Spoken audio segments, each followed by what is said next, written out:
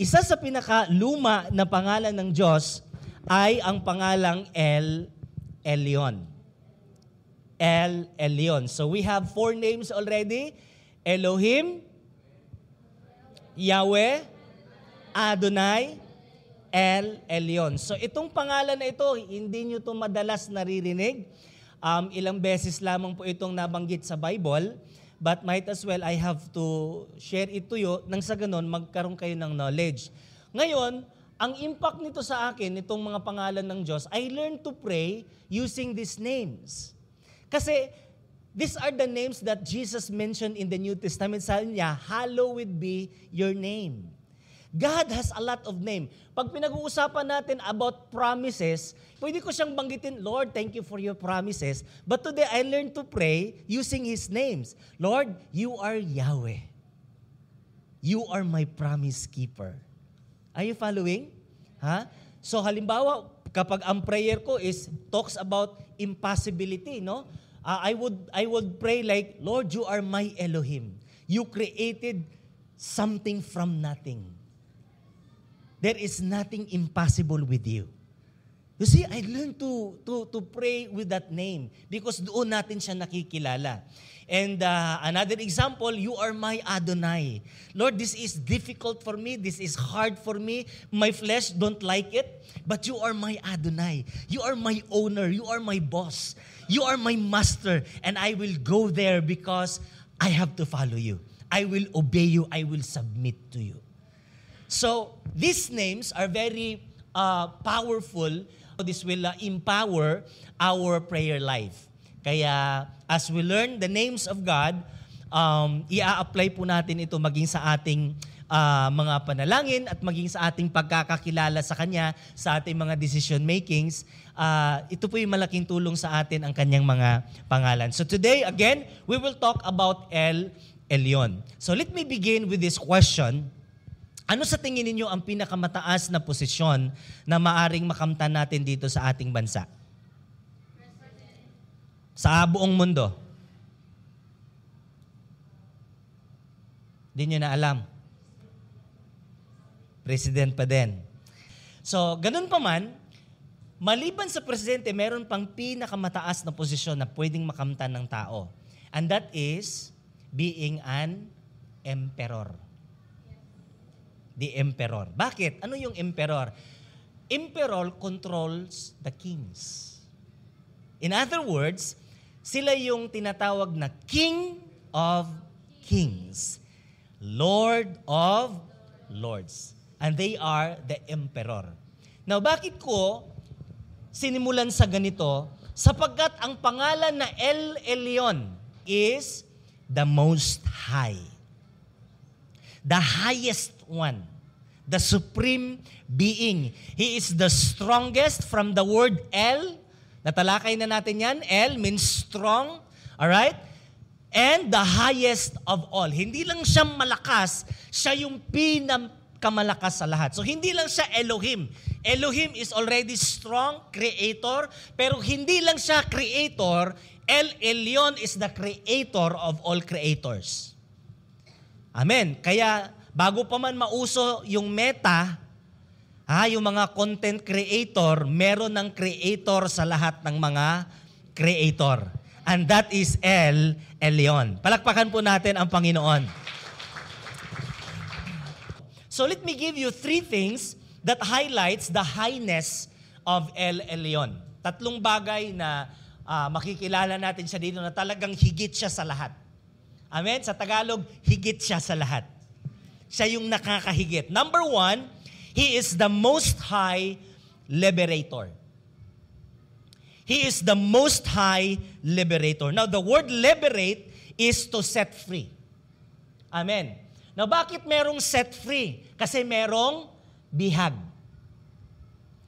Merong stronghold. So, I want you to open your Bible in Genesis chapter 14, verse 4. They had been under the control of Chedorlaomer. So ito yung Persian king. Ngayon, Iran na.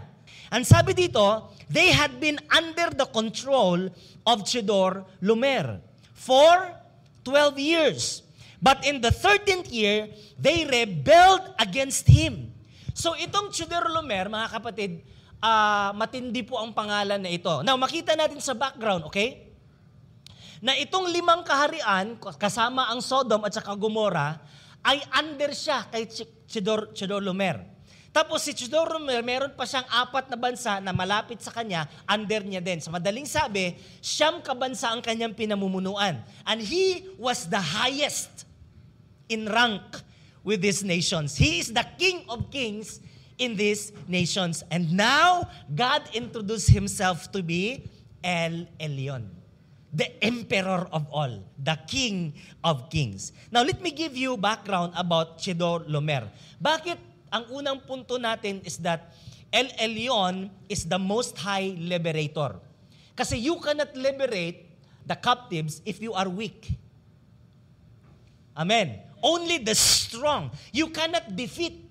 If you cannot defeat those strong people, meaning to say, you cannot liberate the people. You cannot set the people free. Only the strongest of all can set the people free. That is why El Elyon is the Most High Liberator. Now, Chedorlaomer, mga kapatid, means tali. Sa Hebrew, it means handful of sheaves. Alam niyo yung palay, pag nag-harvest ka ng palay, tapos di ba tinatali mo siya para makatindig? That's the meaning of Chedorlaomer. It simply means stronghold, tali. So God, El Elyon is the Most High Liberator against Chedorlaomer. He is the king of Persia. Now, remember that Chedorlaomer controlled and ruled these 5 kings, plus the 4 kings dun sa kanyang region. Makikita natin yung influence ni Chedorlaomer, talagang ang tindi ng kanyang influence. Grabe siya. Talagang tinalian niya, kontrolado niya ang mga bansa. So there is stronghold. Therefore, noong nag-aklas itong Sodom at saka Gomorrah, lumaban na sila laban kay Chedorlaomer, natalo lang yung 5 bansa. Ngayon,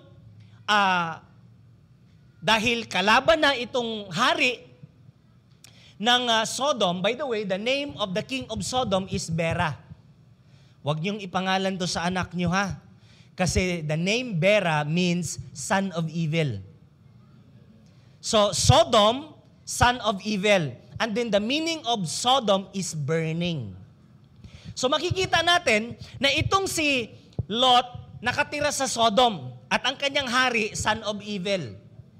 Makikita natin si Lot, hindi lang siya prisoner physically, but he is spiritually prisoner.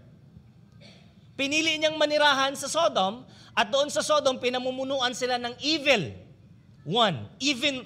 ruler, and then that nation itself speaks of itself. It means burning.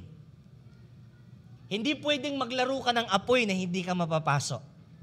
Hindi pwedeng magtampisaw ka sa putik nang hindi ka madudumihan. So that's the kind of life that Lot choose. Yan yung kanyang pamumuhay. Kaya nung inatake sila, natangay pati si Lot. So Lot becomes a captive. Now, sa kwentong ito, ginather ni Abraham ang kanyang mga alipin, a total of 318. Now, anong laban ng 318 slaves or servants? Hindi naman talaga sila warriors eh. In fact, ito lang yung pinaka-first history na nakikipaglaban sila. Pero walang history na si Abraham are warrior at yung kanyang mga alipin warrior. They are slaves, nag-aalaga lang ng mga hayop. Tapos sila po ay pinagtagumpay sila ng Panginoon. At agad nagpakita itong si Melchizedek. Ang sabi ng Bible, si Melchizedek, walang magulang, walang traces, walang beginning, walang ending. And he was the picture of Jesus Christ in the Old Testament. Pagkapanalo kaagad ni Abraham, ang unang sumalubong sa kanya si Melchizedek, may dalang tinapay at saka kape. Tapos inalokan niya si Abraham, pagod kayo sa pakikipaglaban. Here's the bread and here's the wine. And that's the picture of Jesus Christ. Because He is the bread and He is the wine. Amen? Palakpakan nga po natin ang Panginoon. At doon po, diniklara, the first declaration, the first mention of the name El Elyon was by Melchizedek. Anong sabi ni Melchizedek? Blessed be Abraham by El Elyon. God Most High is El Elyon, Creator of heaven and earth, and blessed be El Elyon who has defeated your enemies for you. Sino daw yung tumalo ng mga kaaway? Hindi yung 18 warriors ni Abraham. Hindi warriors yun eh. It was El Elyon who defeated the enemies. Kaya makikita mo yung 5 kingdoms ng Sodom at saka Sodom Gomorrah, walang sinabi doon sa kingdom ni Chedorlaomer. Walang panama. Lahat yun tinangay, pati si Lot. Pero si Abraham na hindi warrior, pati yung kanyang 318 soldiers, hindi actually soldiers, kundi slaves.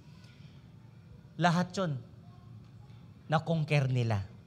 At na-conquer nila yan not because of their own strength, but because of the strength of El Elyon. Because He is the emperor. Alright? He is the King of kings. He is the Lord of lords. He is the Most High. Hallelujah. So, anong nangyari sa verse 16? And got back all the loot that had been taken. He also brought back his nephew, Lot, and his possessions together with the woman and the other prisoners. So, He is the Most High Liberator. Napalaya niya yung mga prisoners. Sinong handang lumaya sa mga oras na ito? Marami sa atin dito nakakulong. Hindi sa physical na rehas, pero marami dito nakakulong sa mga buhay-buhay natin. There are so many strongholds that God is about to set us loose today. Palalayain tayo ng Diyos ngayong umaga. Amen? Ihanda natin ang ating mga buhay. Let us focus on the word of the Lord. And I believe that this morning, God will do amazing thing in our lives. Amen? He is the great liberator. He is the Most High Liberator. Number 2, He is the Most High Possessor. He is the possessor. Look at verse 19. Balikan po natin yung verse 19. And Melchizedek blessed Abraham with his blessing. Blessed be Abraham by El Elyon, creator or possessor of heaven and earth. So, yung ibang translation, yung word na pinakamalapit sa word na ito, yung kana. Now, what is possessor? The word possessor means to own, to purchase, to recover, to redeem, or to buy back. So, this is what happened nung nilusob nila si Chedorlaomer, no? Kasama ni Abraham ang kanyang mga slaves. At anong ginawa? He possessed them all.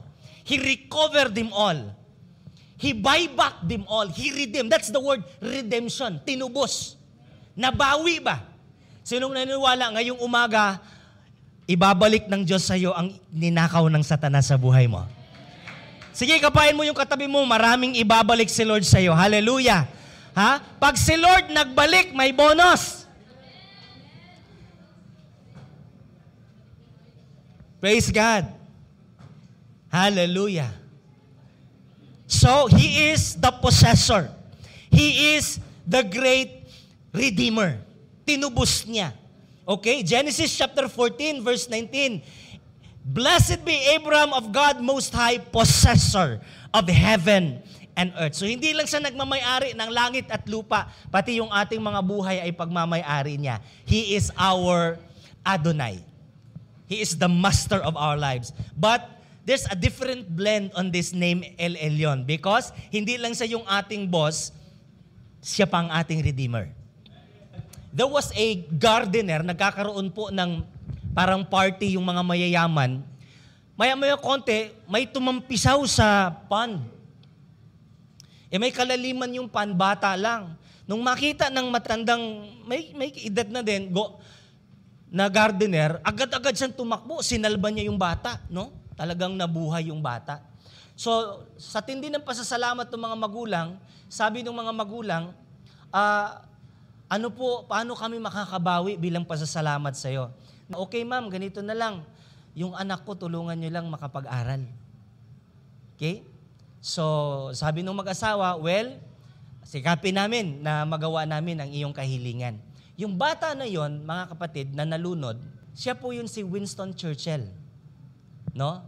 Ayan, no? So nagiging prime minister po siya o presidente po siya sa kanilang bansa. Okay? Now, si Winston Churchill, nung nagkaedad na, nagkaroon siya ng sakit. During the time, yung sakit na yon, walang lunas. Okay? So tumawag sila ng pinakamatinding doktor na para umasikaso sa kanyang sakit. Sakto, yung doktor na yon, meron siyang naimbentong gamot na kung tawagin penicillin. And that was Dr. Alexander Fleming. So inasikaso siya ng doktor, nasalba yung kanyang buhay, gumaling siya. Ito palang doktor na ito yung pinaaral ng kanyang magulang. Anak ng gardener. Tapos ito ang sabi ngayon, rarely has one man owed his life twice to the same person. Niligtas siya ng kanyang papa, niligtas din siya ng kanyang anak. He is our Redeemer. He is El Elyon. Amen. Amen. Hallelujah. He is El Elyon. In fact, there's another story that I really like to tell you about the boat, the story of the boat. Nung ang bata, gumawa siya ng bangka, tinangay ng tubig, di ba? Hindi na niya makita. Isang araw, nakita niya na lang sa souvenir shop yung kanyang bangka. Nung bawiin niya, sabi ng may-ari, hindi pwede. Kasi binili ko yan, binenta yan dito. Kung gusto mong mabawi mo, bilhin mo. So nag-ipon siya ng matagal, binawi niya, binayaran niya sa saktong halaga. So nung kinuha niya, binigay sa kanya yung bangka, anong sabi niya? I owned you twice. First, when I created you. Second, when I bought you back. He is our El Elyon. He is our Redeemer. Amen. Hallelujah. Purihin ang Panginoon. Now, that's the second point, the Most High Possessor. He is our Liberator. He is our Possessor. And number 3, He is the Most High Protector. He is our Protector. Ito yung sinabi ko sa inyo kanina. Anong laban ng 300 slaves? Diba? Sa 4 kingdoms, na talagang mga warriors sila, mga magagaling sila. Pero anong sabi ng Bible?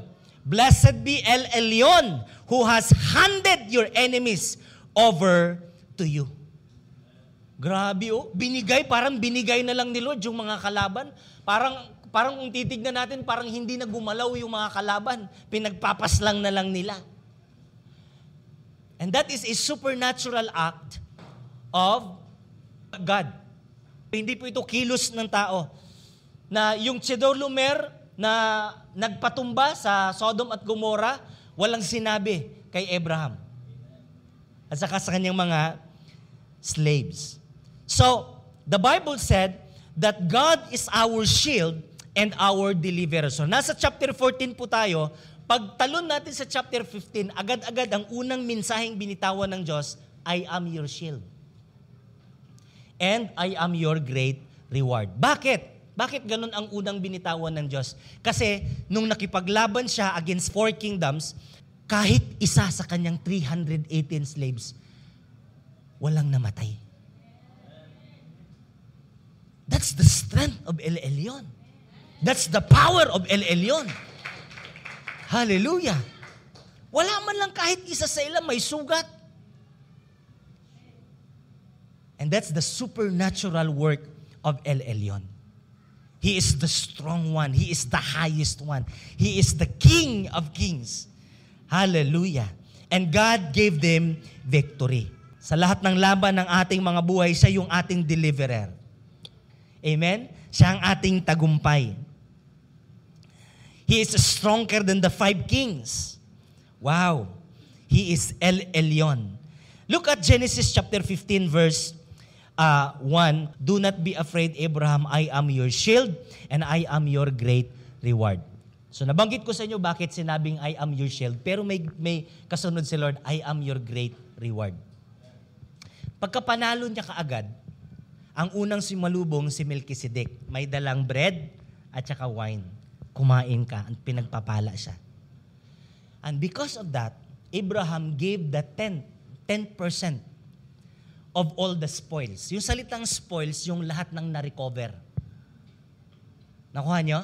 So nakikipaglaban sila, lahat ng kanilang na-earn, Kasi sa rule kasi ng pakikipagyera, pag natalo yung kalaban, simutin mo lahat. Ang tawag dyan, loot.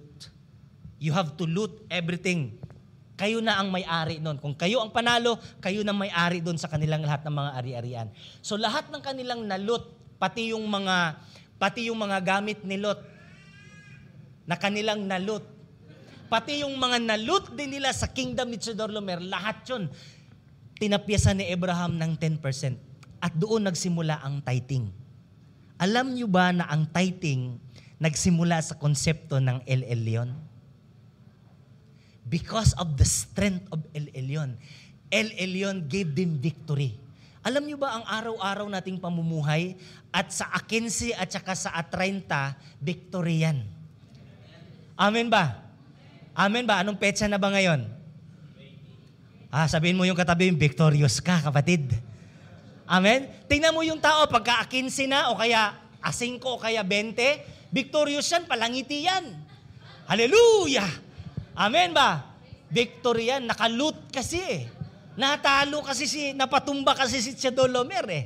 Amen. Andun nagsimula ang konsepto ng tithings because of his thanksgiving. Dahil sa kanyang pasasalamat, maging si Abraham, hindi siya makapaniwala. Wow! Itong mga to, hindi sila well-trained warriors. Mga slaves lang sila. Mga taga-alaga lang ito ng tupa ko. Pero tignan mo ang ginawa ni El Elyon. Pinagtagumpay sila ng El Elyon. Hallelujah!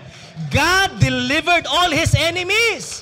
And because of that, tinapyasan niya kagad lahat ng 10 bahagi. Binigay niya kay Melchizedek. So pagkabigay niya kay Melchizedek, pinagpapala siya ng Diyos. Now, si Melchizedek, pag binasa natin sa Hebrews, walang magulang, walang kapatid, walang simula, walang katapusan.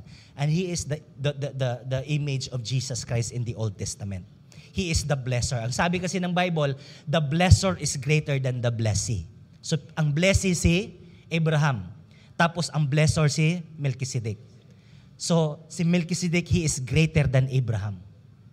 In other words, yung Melchizedek na yan, Melchizedek means King of Salem, King of Peace.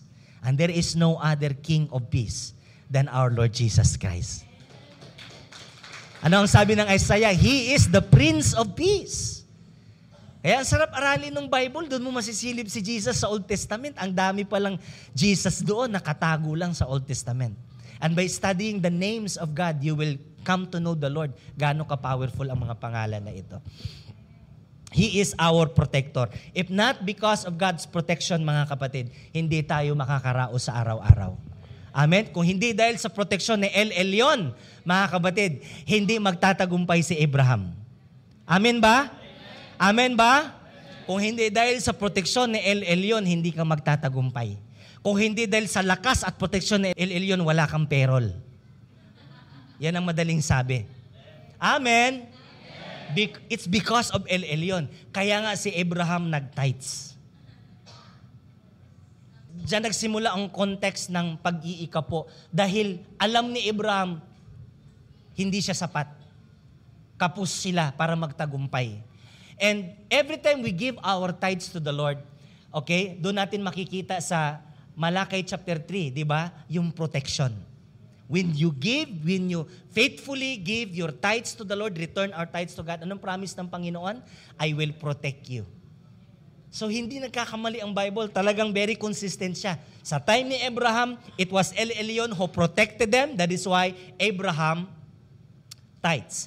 And in Malakay, ang hamon din ng Panginoon sa atin, magtapat ka sa iyong pag-iikapo at ako ang iyong shield. I will be your shield and I will be your great reward. Now ngayon, binanggit niya yung word na reward. Bakit? Kasi pagkatapos siyang i-bless ni Melchizedek, ang sunod na lumapit sa kanya, si King of Sodom, si Bera. Alam mo ang sabi ni Bera? Sabi niya, sige, kumuha ka. Sabi ni Abraham, no. Sapat na yung 10 bahagi para kay Lord, pero hindi ako kukuha kahit sintas man lang ng aking sandalyas. Bakit? Ang sabi ni Abraham, si El Elyon, si Yahweh ang nangako sa akin na payamanin ako, palaguin ako, at ayaw kong kumuha ng mula sa iyo kahit isang kusing. Bakit? Baka pagdating ng araw, ipagmayabang mo, yumaman ako dahil sa iyo. And God inaffirm ni Lord kaagad. The next chapter, yung paninindigan ni Abraham. Sabi ni Lord sa kanya, Abraham, na-bless ako sa iyo. I am your shield and I am also your reward. I-reward kita sa ginawa mo. Kaya makikita po natin dito that the name El Elyon is closely related with liberation, pagpapalaya. Pangalawa, He is our possessor, our redeemer. And finally, He is our protector. Amen? There was a story, no? I think that was true kasi nung ni-research ko siya, marami talagang nag-confirm. May isang bahay na sunog, okay? Tapos naapula siya. Naapula. Nga lang, nung matapos na yung sunog ba, may nakita silang manok na toasted na siya, na toast na, nasunog na yung kalahati ng kanyang katawan, ang kanyang balahibo, no? Yan. So, ginanon nila yung manok, yung hen, laking gulat nila, sa ilalim ng kanyang pakpak, may mga sisiw. Ayan, no? May mga sisiw. So from there, kasi nakita na lang nilang ganun, walang kwento, walang nakakakita sa pangyayari. So ganito yung kanilang mga speculations. Probably, habang nagliliyab na yung apoy at wala na silang mapuntahan, hindi na rin alam ng nanay ang gagawin niya. Kundi nilukob niya yung kanyang mga anak under her wings to protect the chicks. Nakuha nyo? Hanggang sa namatay siya. So that the chicks will be preserved. And that's the picture of El Elyon. He is our protector. Lahat ginawa niya, maging ang kanyang buhay doon sa cross ng Kalbaryo. Inako niya lahat ng sugat, lahat ng sakit, upang tayong nasa likod niya, protektado. Woo! Hallelujah! He is our El Elyon. Amen? And there is a verse in the book of Luke. Okay, sabi ng Luke chapter 13, ang sabi doon, how often I have longed to gather your children together, as a hen gathers her chicks under her wings, and you were not willing. So, maging si Jesus, sabi niya, katulad na lang ng inahin, yung manok na yan, yung mother chicken. Gusto ko kayong yakapin lahat because God is our protector. Pero may mga pagkakataon daw tayo yung nagpipimiglas. Anong sabi niya? And you were not willing. Pero alam niyo po, sa totoo lang, kaya tayo nagtagumpay ngayon, it is because our El Elyon is our great protector. Amen? Hallelujah. So, bago ako magtapos mga kapatid, I just felt that the need that I have to include to you this message. Suppose, i-cover ko pa ito next week. But I just felt the leading of the Lord about the name of God, El Shaddai. Okay? So quickly, I want you to open your Bible in Genesis chapter 17. When Abraham was 99 years old, the Lord appeared to him and said, I am El Shaddai, which means God Almighty. Serve me faithfully and live a blameless life, and I will make a covenant with you by which I will guarantee to give you countless descendants. Nung si Abraham, 99 years old na, nagpakita muli ang Diyos sa kanya. At ang pakilala ng Diyos sa kanya, hindi lang siya Elohim, hindi lang siya Yahweh, hindi lang siya Adonai, hindi lang siya El Elyon, pero ang pakilala niya ngayon, He is the great El Shaddai. Ano daw ang El Shaddai? Almighty One. But there is another meaning of El Shaddai because the word Shaddai comes from the word Shadah or Shaddad. Now the word Shaddad, if you take a look at that word Shaddad in Hebrew, it means breast. Breast. And most of the Bible scholars, ang confusion ganito. Bakit nagpakilala siyang God na mayroong breast? Does it mean that God is a female? No. He is masculine. Malakas. Actually, tayo lang naman yung nagdi-define ng he at saka she. But the spirits don't have gender. God is a spirit and He don't have gender. Bakit tawag natin sa Kanya he or his? Because his speaks about masculinity. Pag sinabing masculine, ibig sabihin, mataas, rank. Kaya ang he is powerful than she, right? So it speaks about, pag in-address natin siyang he, it's because he is the highest one. But the Bible also, it confuses to a lot of Bible scholars because bakit ang El Shaddai, it means breast. So here comes the point. Nagpakilala si Lord as El Shaddai when Abraham was 99 years old. Gurang na. At sobrang tanda na rin ni Sarah. Kaya si Sarah, sabi ng Bible, tumawa na lang. Nung nagpakita uli ang Diyos at sabing magkakaanakan, about this time next year, tumawa na lang si Sarah. Sabi niya, meron pa kaya akong pleasure sa bagay na yan? Ibig sabihin, sa ganyang kaedad na, wala nang siping-siping. Diba? Tapos napatawan na din si Abraham kasi 25 years na siyang nag-aantay, puro pangako na lang si Lord. Hindi pa rin nangyayari. Pero alam nyo, at age 99, ang pakilala ng Diyos sa kanya, Almighty. Now take note ha, dalawang ibig sabihin ng salitang El Shaddai. Number 1, Almighty. The strongest one. Pangalawa, the breast. Or, should we say, the nourisher. Bakit breast? Kasi nung unang panahon, hindi naman uso yung bottle milk eh. Lahat breastfeeding. Tama? And our God is our nourisher. He breastfeed us with His love. So ang ating Diyos, hindi lang siya strong, pero ang ating Diyos, meron din siyang pagka-motherly love, tender care. Yung kanyang pagmamahal sa atin, higit pa. Ang pinakamalapit na picture kung paano si Lord nagmahal sa atin at umigit at mag-aruga sa atin, walang iba kundi ang larawan ng isang ina. That is why He is called El Shaddai because He is our nourisher. Sa panahon na tayo ay wala ng lakas, sa panahon na tayo ay wala ng pag-asa. Now, tignan niyo po yung 99 years old. Palagay ko, patay na yung hope. Tama? Patay na yung hope. In fact, sa chapter 16 yata, wala nang magawa si Sarah. Kaya sabi niya, Abraham, tabihan mo na lang yung aking alipin. Baka sakaling magkaanak tayo sa mamamagitan niya. Abay, tinulungan na nila si Lord. Sa tagal ng pangako ng Lord, magkaanak ka, magiging bansa ka. Okay? Tinulungan na nila si Lord, kaya pinasipingan na lang ni Abraham yung alipin ni Sarah.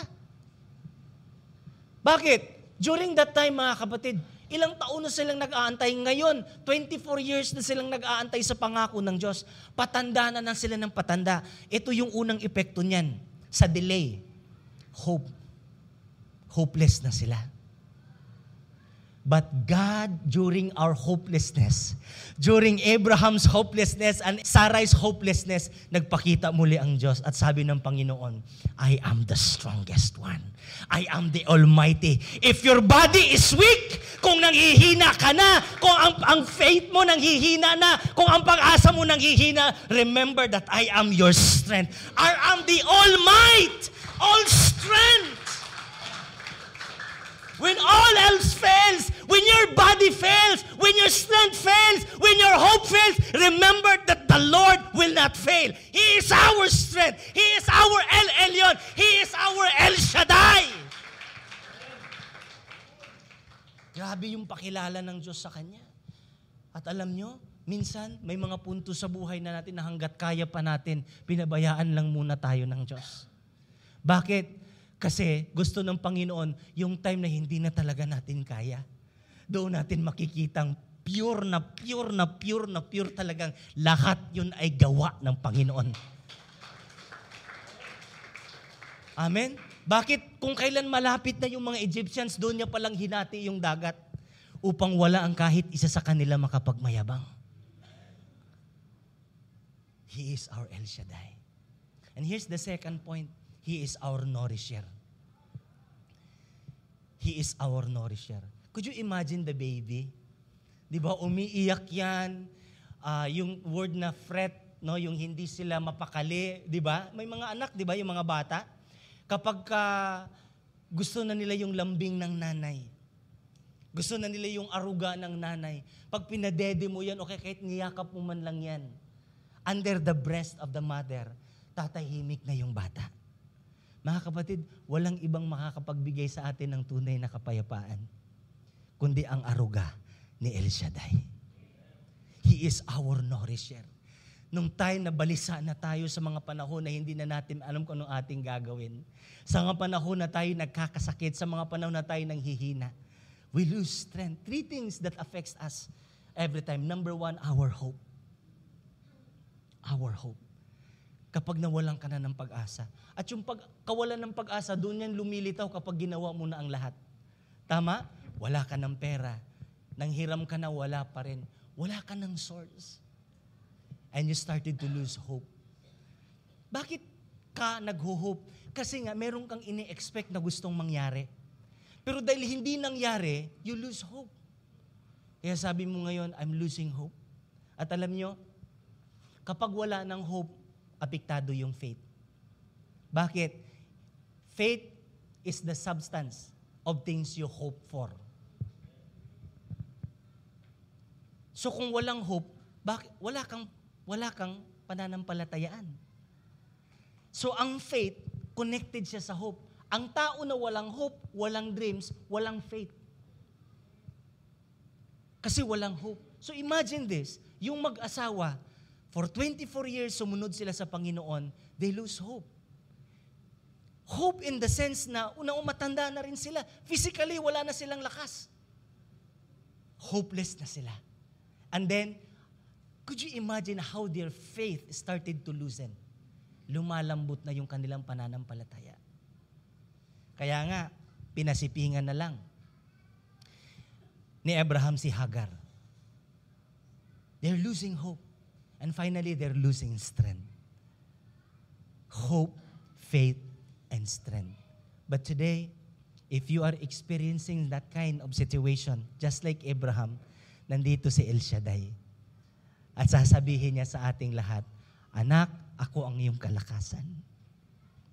When all strength fails, I am your strength. Kaya nga, ang ganda nung kanta natin kanina, di ba? You are my hiding place. Let the weak say, I am strong. That is not physical strength, but it's a spiritual strength coming from our El Shaddai. Can we sing that song, shall we? Sige po, tayo pong lahat ay tumayo. El Shaddai is here right now. And if you are just like Abraham and Sarai, you are losing hope in your life, in your dreams. Minsan, inaatake tayo ng ganun. Wala pong exempted sa atin. May pinag-aralan ka, wala. Mayaman ka, mahirap. Lahat po tayo nawawala ng kalakasan, nanghihina. Pati yung ating pananampalataya, nanghihina. But praise the Lord. When we are weak, El Shaddai is our strength. Amen. When all things seems impossible, El Elyon make things possible. Woo, He is our conqueror. He is our redeemer. And right now, the Lord is here. Can you just open your heart to the Lord? Those of us, we are needing the nourishment of God. We need the presence of the Lord. We need the caring of the Lord. He is our Almighty. He's just like a mother to us. Gaano mang kalaki ang ating nagawang kasalanan sa Panginoon, ang ating kapabayaan sa Kanya, walang kasalanan na mahigit pa sa pagmamahal ng Diyos at pag-aaruga ng Panginoon. And today, He is about to make you feel very blessed and important. Can we sing that song and worship Him?